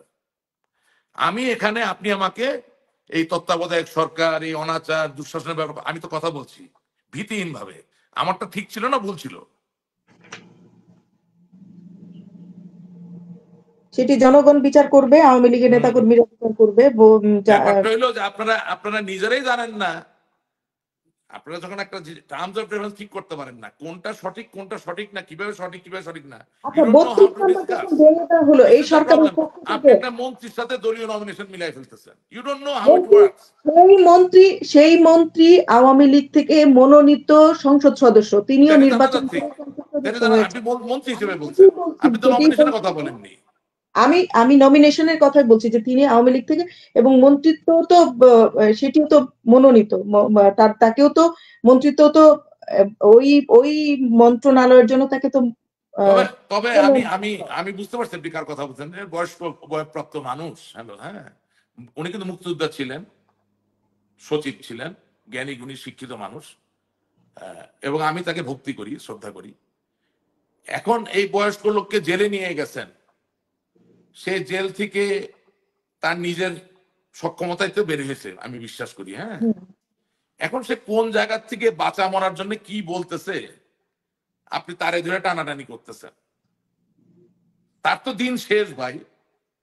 যারা না, আওয়ামী টানা লীগকে নিয়ে সামনে যাবে, এই আপনাদের তো সমস্যা এটা, এই যে দলীয় এজেন্ডা নিয়ে সাংবাদিকতা করেন, ওই লোক কি আর জীবন আর এমপি হবে? ওই লোক কি আর জীবনে মন্ত্রী দলীয় হবে? এজেন্ডা কেন বা হবে? ওই এটি লোকের এটি কথাই কি বাংলাদেশ এটি চলে? না, না এটি না, এটি না না, এ- শুনেন, এটি ওই না, এই ভদ্রলোকের কথাটি কথাই কি দলীয় বাংলাদেশ এজেন্ডা, চলে নাকি? আমার কোনো দলীয় হ্যাঁ, এজেন্ডা নেই। আপনি কি? বলেছেন প্রসঙ্গক্রমে, যদি বাঁচার জন্য তিনি বলেও নো, থাকেন। নো। না, আপনি কিন্তু এভাবে আপনি আপনি যেই ব্যক্তি আগামী দিনে আর কোনোদিন রাজনীতি করবেন না, তার বয়স হয়ে গেছে, রিটায়ারমেন্টে চলে গেছেন, তাকে নিয়ে কথা বলতে পারেন। আপনারটা অভিরুচি, আমার নয়। তবে আপনার বলা উচিত ছিল যে আওয়ামী লীগের এত বড় বড় বাঘা নেতারা কেউ তাদের হৃদয়ের কোনো তাড়নার জায়গা থেকে ধানমন্ডি 32 নম্বর ভেঙে ফেলার কারণে ব্যক্তিগতভাবে কোনো প্রতিবাদ এখন তো জানাইতে পারেনি। লজ্জা, আপনি ওই কথা তুলতে পারতেছেন না। কেন তুলতে পারবো না? কেউ এই কোথায় এই তুলছেন? আমি 32 কোথায় নম্বরের আমাকে কথা, নিয়ে যেতে হচ্ছে আমি আপনাকে, আমি আপনাকে তো কোনো ডাইরেক্ট যেতে দলীয় হচ্ছে। এজেন্ডা নিয়ে কোথায় আসি তুললেন? আপনি কথা প্রসঙ্গে আমি বলেছি যে এভাবে যদি সবাই ওকে আপনি আপনি প্রতিবাদ আচ্ছা, করতে আপনি না বলেন পারে। তো, আমি আপনাকে প্রশ্ন করি, বাংলাদেশ আওয়ামী লীগের কেন্দ্রীয় কমিটির সদস্য সংখ্যা কতজন? কত? বলেন তো কতজনের? আমি বলতে পারবো না। কেন বলতে পারবেন না? আপনি আওয়ামী লীগ নিয়ে প্রোগ্রাম করছেন, আপনি কেন জানবেন না? আপনি বলতে প্রেসিডিয়াম আপনি সদস্য বলতে সংখ্যা কতজন? কিসের? প্রেসিডিয়ামের সদস্য সংখ্যা কতজন? কেন বলতে পারবেন না? তাহলে প্রশ্ন আসে, এরপরের প্রশ্ন আসে, তারা কেন নিজের জায়গা থেকে ব্যক্তিগতভাবে প্রতিবাদ জানালো না? হ্যাঁ, তাহলে আওয়ামী লীগের এই সেই জায়গাটি, আওয়ামী লীগের আমি কেন, আপনি বলছেন আমাকে আমার কোনো দলীয় এজেন্ডা নেই, এবং না আওয়ামী লীগ থাকলে, কেন, হ্যাঁ, না থাকলে আওয়ামী লীগের আপনি, যে 32 না নম্বর থাকলে ভাঙা হলো, আপনি আমি সেটি একজন, প্রশ্ন আমি করছিলাম বলছি, যে 32। না থাকলে আপনি একজন 80 ঊর্ধ্ব ব্যক্তি, যিনি অলরেডি রিটায়ারমেন্টে চলে গেছেন, এখন প্রাণে বাঁচার চেষ্টা করেন, তাকে নিয়ে কথা বলবেন কেন? ভাই বিলিভ মি, আমি আপনার কথা বলি, কিছু মনে করেন না, আমি একটা কথা বলি। ধরেন রাশেদ খান মেনন সাহেব, তারপর ধরেন আমির হোসেন আমু সাহেব, ওনারা কিন্তু জেলে আছে, হ্যাঁ। ওনাদের কোনো কথাকে আমি কেউ ধরবো না, কেন জানেন? তারা তার জীবনের শেষ পর্যায়ে চলে আসছে, তাকে বাঁচতে হবে। আমার ভিতরে রহম আছে ভাই, শিওর উনি রাজনীতি করেন, বঙ্গবন্ধু ইয়ে করেন, ঠিক আছে, দেশের স্বাধীনতার পক্ষে, কিন্তু যদি সে একটু মানে বাঁচার জন্য কিছু বলে, আমার ভিতরে ভাই রহম আছে। আপনি তাদেরকে নিয়ে কাজ করেন যাদের এখন বয়স আছে, যাদের এখন সামনের দিনে আরো এগিয়ে যাওয়ার সম্ভাবনা আছে, তাদের ভূমিকা কি সেটা তুলে নিয়ে আসেন, তাহলে দল উপকৃত হবে।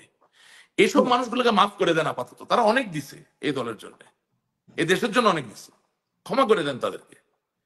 এবং নিহিত বিশ্লেষণে যদি যান, যেসব লোকের কথা বলাচ্ছে তারা কিন্তু বিভিন্নভাবে অপমানিত হয়েছে, ওগুলা বাদ দেন। আমার কথা হচ্ছে যারা ইয়াং, যারা মিলেনিয়ালদেরকে রিপ্রেজেন্ট করে, যারা জেনজি কে রিপ্রেজেন্ট করবে, যারা মিলেনিয়ালদের ঠিক আগের প্রজন্মকে প্রতিনিধিত্ব করে, তাদের ভূমিকা কি সেটা নিয়ে কথা বলেন, দল বেশি উপকৃত হবে।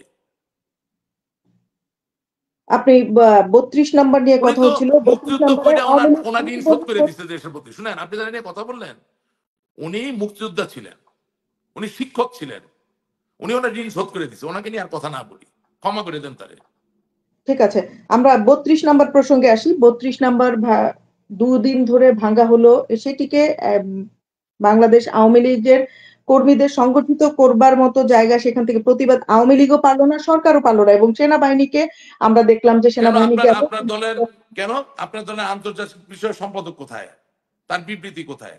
তার অ্যাক্টিভিটি কোথায়? আমাকে বলেন। আমার দল এই জায়গাটা আবার আপনি মানে আমার আমার দল। দল, সরি আমার ভুল হয়েছে, ক্ষমা করবেন, আমার জি, দলের আন্তর্জাতিক বিষয়ক সম্পাদক যিনি, তিনি তো এখনো পদে আছেন, উনি দেশের বাইরে আছেন, উনি ভূমিকা কি? ঠিক আছে, যদি আপনি মন্ত্রী নিয়ে টানেন, তাহলে আমি বলি অ্যাম্বাসাডার লার্জ, যিনি সরকারের পক্ষ থেকে বিভিন্ন জায়গায় দূত হিসেবে কাজ করতেন with the rank of a minister, তিনি তো দেশের বাইরে আছেন, নিরাপদে আছেন, তিনি 32 নম্বরকে রক্ষা করার জন্য কি করলেন? ফারুক বানার কি করলেন? জবাব নেন। দলের যিনি তথ্যমন্ত্রী বা তিনি কি করলেন? আমরা একটা রেকর্ড নেই, কার সাথে যোগাযোগ করেছেন উনি দেখায়, কিভাবে রক্ষা করার চেষ্টা করলেন। দলের যিনি অন্যান্য প্রাসঙ্গিক যে সম্পাদকরা আছেন তারা কি করলেন? 32 নাম্বার আপনি রক্ষা করতে পারেন নাই, সেটা আমি বুঝি, যারা ভাঙতে গেছে তারা আপনার কথা শুনতো না, কিন্তু আপনি রক্ষা করার জন্য কি করলেন সেটা বলেন। আপনি তো নিজেই বললেন 2 দিন ধরে ভাঙা হয়েছে, একদিনে তো ভাঙা হয় নাই। যেদিন বুলডোজার নিয়ে গেছে তারও তো 16 ঘন্টা 18 ঘন্টা আগে তারা আলটিমেটাম দিচ্ছেন। আমরা কি করলাম বসে, আমাকে বলেন। আমরা তো আওয়ামী লীগের অনেক বড় বড় নেতাদেরকে দেখেছি, আমার ওবায়দুল কাদের চাচার নেতৃত্বে বিভিন্ন সময় তারা বিভিন্ন দূতাবাসে যাচ্ছেন, রাষ্ট্রদূতের সাথে আলাপ আলোচনা করছেন, হাস্যোজ্জ্বল মুখ নিয়ে বেরিয়ে আসছেন। ঠিক আছে, ফোন নাম্বারটা কি হারিয়ে গেছে? যোগাযোগ করা যাচ্ছে না, ফোন তোলে না নাকি? আপনি বড় বড় পদে ছিলেন, আপনি এমপি ছিলেন, আপনি মন্ত্রী ছিলেন, আপনি দেশ ও রাষ্ট্রের বিভিন্ন গুরুত্বপূর্ণ দায়িত্বে ছিলেন, আপনি বাইরের দেশে একটা এমপি, একটা কংগ্রেসম্যান, একটা সিনেটরের সাথে বন্ধুত্ব করতে পারেন নাই? কারো যে একটা বিবৃতি দেওয়া হইতে পারলেন না? আপনি এখানে খুঁজে বেড়াইতেছেন, ডিপ স্টেট খুঁজতেছেন, আপনি ডিপ স্টেট খুঁজেন, ভেরি গুড। আপনি ইউএসআইডি খুঁজতেছেন, তা আপনার একটা এমপি বন্ধু হয় নাই বাইরের দেশে? আপনার একটা কংগ্রেসম্যান আমেরিকায় বন্ধু হয় নাই? একটা সিনেটর বন্ধু হয় নাই? যে জাতির পিতার বাড়িটা রক্ষা করার জন্য একটা ছোট বার্তা সরকারকে দিতে পারে? প্রশ্নগুলো তুলেন। এই যে এই রকমের অবস্থা, যে আপনি বলছেন যে একেবারে আওয়ামী লীগের নেতারা অনেকেই বিদেশ আছেন, দায়িত্বপ্রাপ্ত বড় জায়গায়, তারা নেতৃত্বের বড় জায়গায় তারা আছেন, এই দায়িত্বগুলো পালন করতে পারেনি। এই রকম পরিস্থিতিতে আমরা যদি আসি যে এই মাসব্যাপী আন্দোলন এবং আগামী দিনে আওয়ামী লীগ আমি আমি হইলে, যদি আমি সেরকম এই দায়িত্ব থেকে কোনো ব্যবস্থা গ্রহণ করার চেষ্টা না করতাম, পারতাম কিনা অন্য কথা, যদি চেষ্টা না করতাম আমি পদত্যাগ করতাম। এগুলা লোক এই বেহায়া, বেহায়া পরিস্থিতিতে লোক, আওয়ামী আমার লীগের শুনে আগামী রাখবেন, দিনে এদেরকে বলে রাজ্য বেহায়া। আপনি আমার কথা শুনেন, এদেরকে কি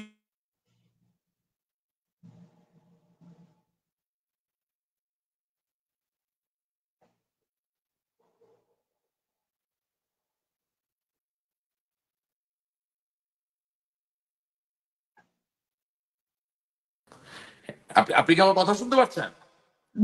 একটু যারা বিচ্ছিন্ন। তাদের পদে থেকে তাদের প্রয়োজনীয় দায়িত্ব পালন করে নাই বা চেষ্টা করে নাই, তারা বেহায়া বলে এখন ওই পদে আছে, নির্লজ্জ বেহায়া তারা। তাদের লজ্জিত তাহলে হওয়া এই যে উচিত। আপনি বলছেন যে এই বেহায়া নির্লজ্জ দায়িত্বহীন লোকদের নিয়ে আগামী দিনের আওয়ামী লীগের এবং রাজনীতি ভবিষ্যৎ কি, এবং বলা না হচ্ছে যে আওয়ামী লীগকে রাজনীতিতে ফিরতে দেওয়া হবে না, বৈষম্য বিরোধীদের মধ্যে থেকে না বলছে, না, অনেকে বলছে। এই বেহায়া থাকলে কি আর আওয়ামী লীগ আটকায় যাবে? নেতৃত্বে তারা থাকবে, তাদের দিয়ে যদি না না, আপনি বলেন সেটা নেতৃত্বে সেটা তারা হবে। থাকবে, তাদের আওয়ামী দিয়ে আওয়ামী লীগের লীগ। অবশ্যই ভালো সময় আসবে, ভালো সময় আসছে, সেটা হবে।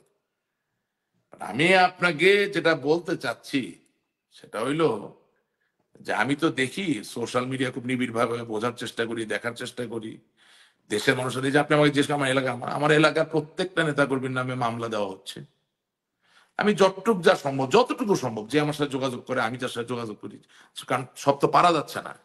কারণ আপনি যে কাউকে দিয়ে টাকা পয়সা পাঠান সেটাও কিন্তু অনেক সময় পারবেন না, যে নিয়ে যাবে তাকেও অ্যারেস্ট করে ফেলতেছে। খুবই একটা কমপ্লেক্স কমপ্লিকেটেড সিচুয়েশন। তার মধ্যে থেকে যাকে পারতেছি আইনজীবী দিচ্ছি, যাকে পারতেছি খরচপাতি দিচ্ছি। তো কথা হচ্ছে যে সবারই একইভাবে চেষ্টা করা উচিত। চেষ্টার তো শেষ নাই, শুরু আছে। আমি আপনাকে বলতে চাচ্ছি, আমি আঙ্গুল দিয়ে আপনাকে দেখাই দিলাম যে আমাদের এই পরিস্থিতিতেও অনেক কিছু করার ছিল বা আছে, আমরা করি নাই, করছি না। যারা করছে না তারা এখনো জায়গায় বসে আছে। আপনি ওই জায়গায় নতুন লোক দিতে পারেন, আমি জানি না, যে কাজ করবে। আচ্ছা, আপনাকে হচ্ছে আগামী দিনে আওয়ামী লীগের রাজনীতির জন্য আগামী দিনের দলকে, অনেক কথা আপনার এখানে উঠে এসেছে যে দায়িত্ব পালন করছে না, এই জায়গাগুলোতে আসলে কি করণীয়, সংস্কার করার দরকার আছে নাকি, কিভাবে আওয়ামী লীগ যদি এই এটা আমি রাজনীতি এটা আবার এটা আমি আমি তো স্রোতকে, যে সমর্থক। একদম প্রথম বলেছিলেন যে স্রোত আমি আমি বেদান্ত একজন অবস্থা। আমি একজন সমর্থক হিসেবে কথাটা বললাম এই কারণে যে ওই ধানমন্ডি 32 নম্বরে প্রথম আমি গিয়েছি যখন আমার বয়স 10। এবং আমি এখানে বলতেছি আপনাকে, তখন জননেত্রী শেখ হাসিনা ধানমন্ডি 32 নম্বরের নিচের তলার পিছনের ঘরে থাকতেন। সেই ঘরের ভিতর দুটো খাট পাতা ছিল। ওকে, আমি আপনার স্মৃতিটা বলে দিই, তাহলে বুঝবেন কেন আমি এত উত্তেজিত হয়েছি। আমি দুঃখিত। আমার বাবা আমাকে নিয়ে গেলেন, আমি ঠিক নেত্রীর পাশে, নেত্রী আমাকে বসালেন। উনি কিন্তু বাচ্চাদেরকে খুব আদর করে, তার ভিতরে একটা খুবই মাতৃসুলভ একটা ব্যাপার আছে। উনি আমাকে তার পাশে বসালেন। স্টিল রিমেম্বার, আমি হাফ প্যান্ট পরতাম, বুঝলেন। ওনার তখন একটা গাড়ি ছিল, গাড়িটা ছিল মিৎসুবিশি পাজেরো চট্টগ্রাম গ 10। মিলাই নিবেন আমার ঠিক আছে কিনা। এবং যেই খাটে উনি বসে আছেন আমি ওনার পাশে বসে আছি, ঠিক সেই খাটের উল্টা পাশে তৎকালীন বাংলাদেশ আওয়ামী লীগের সাধারণ সম্পাদক জনাব জনাব সাজেদা চৌধুরী, তিনি বসে পান খাচ্ছেন। আর আমার বাবাকে এই দুই খাটের মাঝখানে বাইরে একটা চেয়ার দেওয়া হলো বসার জন্য। আমি 10, আমি তো বুঝতাম না। আমি ওরা জিজ্ঞেস করছি এই বাসায় কি হয়েছে। উনি আমাকে নিজ মুখে বঙ্গবন্ধুকে সপরিবারে হত্যা করার যে ঘটনা বললেন, বলে ওনারই বাসার একজন গৃহকর্মীকে বললেন ওকে উপর থেকে ঘুরায় নিয়ে আসবো। তখন কিন্তু এত আয়োজন ছিল না। আমি উপরে গিয়েছি, আমি বঙ্গবন্ধুর রক্তের উপরে কাজ কাজ দিয়ে সেটাকে রক্ষা করার একটা চেষ্টা। গুলিগুলো দেওয়ালকে ভেদ করেছে, আমি নিজের চোখে দেখে এসেছি। আমি আপনাকে বলতেছি, আপনি কি মনে করেন ধানমন্ডি 32 নম্বর ভাঙা শুধুমাত্র বঙ্গবন্ধুর নাম নিশানাকে মুছে দেওয়ার ব্যাপার ছিল? It's a very serious issue. যারা দাবি করে যে তারা বঙ্গবন্ধুরে ভালোবাসে, আওয়ামী লীগের ভালোবাসে, অথচ দায়িত্বে বসে থেকে নির্লিপ্ত অবস্থায় থাকে, তাদের বিচার কিভাবে করবেন, কোথা থেকে করবেন? সুযোগ আছে বলে মনে করি না। তবে তাদের উচিত দলের জন্য সঠিক কাজটা নিজের থেকেই করা। লজ্জিত হওয়া উচিত, বুঝলেন। একদম সবশেষ আপনি তো আলোচনা শেষে জাদুঘর চলে বানাইছেন অনেক পরে এসে। এটা এমনি মানুষের হৃদয়ের ভিতরে জাদুঘর। ওটা আনুষ্ঠানিক ভাবে বানানো লাগে না। সো আমি যখন একটা কথা বলি, এটা বুঝতে হবে কত তীব্র ক্ষোভ, দুঃখ, ব্যথার জায়গা থেকে আমি বলি। আপনার যে তীব্র ক্ষোভ, ব্যথা এটি বাংলাদেশ আওয়ামী লীগের সকল নেতাকর্মীর যারা কোনো সুবিধার জন্যে বাংলাদেশ আওয়ামী লীগ করে না, তাদের সকলের মধ্যে এই ব্যথাটি এখন বাংলাদেশ আওয়ামী লীগের সকল নেতাকর্মীর মধ্যে। আপনার কাছে সবশেষ প্রশ্ন করতে চাই, আওয়ামী লীগকে আগামী দিনে যেমন আপনি বলছিলেন স্রোত ফিরিয়ে দেওয়ার মতো সক্ষমতা বাংলাদেশ আওয়ামী লীগের অনেক নেতার, অনেক কর্মীর আছে যারা দেশে আছে এবং দেশের বাইরে আছে। এই মুহূর্তে আপনি বলবেন যে একদম একেবারে কি করণীয় আছে? এই এই পরামর্শটি শুনেই আমরা আলোচনা শেষ করব। আওয়ামী লীগকে ইমিডিয়েট একেবারে অদূর ভবিষ্যতে কি করতে হবে? কোন জায়গায় সংস্কার, দল গঠন, দলকে আ আমি সংস্কার আপনাকে সহজ বাংলা কথা বলে দিই। প্রথম কথা হচ্ছে যে আমাদের আগামী দিনে নির্বাচনগুলোর ব্যাপারে, কারণ নির্বাচনকে কেন্দ্র করেই তো অনেকে রাজনীতি করে, নির্বাচনগুলোর ব্যাপারে খুব পরিষ্কার প্রতিশ্রুতির জায়গা থাকতে হবে যে আমরা নির্বাচনের নামে কোনো জোক উপস্থাপন করব না জাতির সামনে। আমি জানি না আল্লাহ আমার কপালে কি রাখছে, হয়তো বা আওয়ামী লীগের শীর্ষ নেতৃত্ব যারা তারা আমার ভুল বুঝতে পারে, বাট আসলে যেখানে দলই সংকটাপূর্ণ অবস্থায়, দলেরই অবস্থান নাই, অস্তিত্ব নাই, সেখানে ভাই এত রাগ ঢাক করে কথা বলার আসলে কিছু নাই, এত তেলবাজির কোনো সুযোগ নেই। আমি এত তেল মারতে শিখি নাই, এত তেল মারানোর দরকার নেই। তেলবাজ লোক দিয়ে বাংলাদেশ স্বাধীন হয় নাই, তেলবাজ লোক দিয়ে এরশাদের পতন হয় নাই, তেলবাজ লোক দিয়ে আপনি মনে করবেন না যে যে আন্দোলন সংগ্রামগুলো বাংলাদেশকে আজকে এই পর্যায়ে আনছে কোনোদিন তেলবাজি দিয়ে হয়নি। আমি তেলবাজির ভিতর নাই, I can't do this, I am sorry. আমাকে আল্লাহ একটা ব্যক্তিত্ব দিছে, অনেকে ভালো লাগতে পারে, না লাগতে পারে। প্রথম কথা হচ্ছে নির্বাচনগুলোর ব্যাপারে একেবারে পরিষ্কার একটা অবস্থান থাকতে হবে।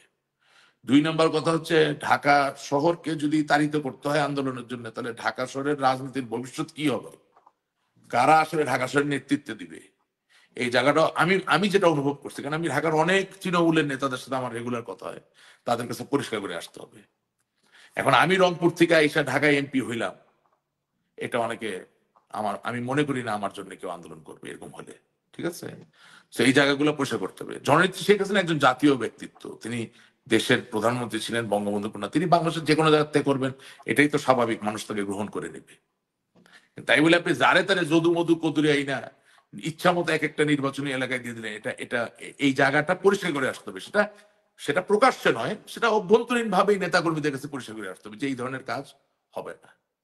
এবং এই যে আপনাকে বললাম যে ইন্টার টায়ার কনফ্লিক্ট, মানে একজন ইউনিয়ন পরিষদ চেয়ারম্যান, তিনি ইউনিয়ন পরিষদ চেয়ারম্যান হওয়ার পরে ওইটারে ব্যবহার কইরা, ওইটা দিয়ে উপজেলা চেয়ারম্যানের সাথে ফাইট কইরা, মারামারি কইরা আইসা আবার এই জিনিসগুলোকে ক্লিয়ার করতে হবে যে নো, তুমি একটা রোলে থাকবা, সেই রোলে তুমি ভালো করবা, প্রমাণ করবা যে তুমি ভালো জনপ্রতিনিধি হিসেবে ওই জায়গায়।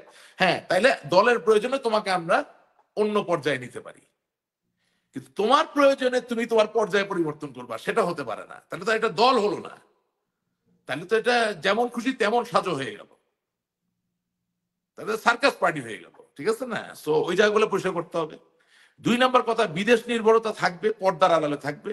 সেটা আমি মনে করি না বাংলাদেশের জনগণ বা আওয়ামী লীগের প্রান্তিক পর্যায়ের নেতাকর্মীদের জন্য খুব বেশি গুরুত্বপূর্ণ বিষয়। তারা তো শেখ হাসিনাকে বা বঙ্গবন্ধুকে আসলে বিদেশ, ডোনাল্ড ট্রাম্পকে দেখে ভালোবাসে না। আমি সরি, আমি এভাবে কথাটা বললাম, হ্যাঁ, কিছু মনে করেন না। তারা কিন্তু ডোনাল্ড ট্রাম্পের দেখে বা বাংলাদেশের সরি ভারতের প্রধানমন্ত্রী নরেন্দ্র মোদী শেখকে দেখে শেখ হাসিনাকে ভালোবাসে না। শেখ হাসিনাকে আওয়ামী লীগের নেতা কর্মীরা শেখ হাসিনার কারণেই ভালোবাসে, বঙ্গবন্ধুর কারণেই ভালোবাসে। হ্যাঁ, সো ওই জায়গাটাকেই আমাদের নেতা কর্মীদেরকে প্রাধান্য দিতে হবে, যে আমরা কিভাবে তাদের পাশে দাঁড়াবো। হ্যাঁ? আর দুই নম্বর হচ্ছে যে বর্তমানে যে অনাচার অবিচার চলছে, সেই অনাচার অবিচারে সহায় হিসাবে যাতে আওয়ামী লীগকে পাশে পায়, এই জায়গাটা আমাদেরকে পরিষ্কার করে বলতে হবে, খুবই জরুরি। যদি আমরা এটা বলতে পারি, আপনি মনে করবেন খুব অল্প দিনে রাজনৈতিক যে বাস্তবতা, সেখানে ইতিবাচক পরিবর্তন আসবেই।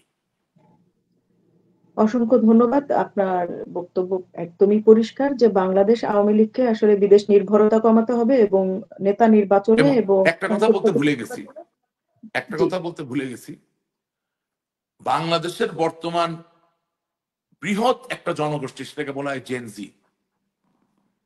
জেনজির ভেতর থেকে কোনো নেতা আওয়ামী লীগের এখনো নাই। আমি একেবারে দায়িত্ব নিয়ে বলে দিচ্ছি, এটা যদি পরিবর্তন না করতে পারেন সামনে সমস্যা হবে। এক। দুই নাম্বার, মিলেনিয়াল জেনজির আগের যে প্রজন্মটা, মিলেনিয়ালদের পক্ষ থেকেও উল্লেখযোগ্য কোন নেতৃত্ব আমরা উপহার এখনো দেই নেই, দিতে পারি নেই। সেটা না হলেও আমরা সমস্যার সম্মুখীন হব। এবং মিলেনিয়ালদের আগে যেই প্রজন্মটা, সেখান থেকে আমি মনে করি না খুব শক্তিশালী, গ্রহণযোগ্য, মেধাবী, শিক্ষিত, বলিষ্ঠ কণ্ঠস্বরে কোনো নেতৃত্ব তৈরি হয়েছে। সুতরাং এই তিনটা প্রজন্ম থেকে যদি আমরা সঠিকভাবে নেতৃত্ব এখন নিয়ে আসতে পারি, যেহেতু আমরা একটা সুযোগ পেয়েছি, আমি মনে করি Awami League is perpetual in nature and it shall remain perpetual in nature. And inshallah, Awami League will play its role as it is supposed to play in the economic and socio emancipation of Bangladesh itself. অসংখ্য ধন্যবাদ। সবকিছুই পরিষ্কার হলো আপনার বক্তব্য থেকে যে বাংলাদেশ আওয়ামী লীগকে আসলে নেতৃত্ব নির্বাচনে আগামী দিনের জন্য অনেক বেশি মনোযোগী হতে হবে, বাস্তবতার নিরিখে বাস্তবতাকে মাথায় নিতে হবে। অসংখ্য ধন্যবাদ। আপনার আলোচনার মধ্য থেকে শুনেন, আপনি আমার কোনো কথায় কষ্ট নেবেন না। হ্যাঁ, আমি আমি আমি আপনি ক্ষমা আপনার করবেন। বিষয়গুলো, যে বিষয়গুলো আমি তুলে ধরেছি, যে বিষয়গুলো নিয়ে মানুষের মধ্যে প্রশ্ন আছে, পিপলস থট, অর্থাৎ মানুষ যে জনতা যেটা নিয়ে ভাবে, সেই প্রশ্নগুলোই তুলে ধরা হয়েছে। আপনি ক্লিয়ার করতে পেরেছেন, মানুষ পরিষ্কার বার্তা পেয়েছে। আপনার যেই ক্ষোভ, এটি আসলে বাংলাদেশ আওয়ামী লীগের, আমি মনে করি সকল নেতাকর্মীর এই ক্ষোভ, কারণ সকলেই তো সুবিধাভোগী ছিল না, লুটেরা ছিল না। তো সকলেরই এই জায়গাগুলো পরিষ্কার হবে। বাংলাদেশ আওয়ামী লীগ নিশ্চয়ই রাজনীতিতে আবারও ইতিবাচক পরিবর্তন আসবে। আজকে এই প্রত্যাশা রেখে আলোচনা শেষ করছি। দর্শক, নতুন কোনো বিষয় নিয়ে আবারও যুক্ত হব, নতুন কোনো অতিথির সাথে থাকবেন বি বাংলার সাথেই। অসংখ্য ধন্যবাদ।